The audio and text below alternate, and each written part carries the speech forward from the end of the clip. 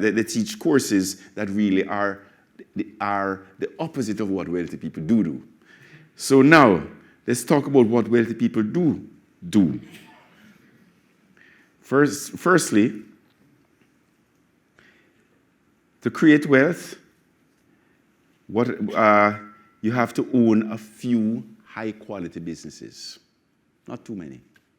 So we have defined what they don't do. We're not going to talk about what they do. You have to own a few high-quality businesses. Think about any wealthy person anywhere in the world. And as I go through the next 5 points, please, if I'm wrong, stick your hand up and say so. So think about any wealthy person. That person you're thinking of, that wealthy person you're thinking of, created his or her wealth by owning a few high-quality businesses. Am I right? Yes or no? Few. Secondly, that person you're thinking of thoroughly understands those few businesses. Am I right? Understand. Thirdly, that person you're thinking of ensures that those businesses are domiciled in strong long-term growth industries. Fourthly, that wealthy person you're thinking of, created his or her wealth by using other people's money prudently.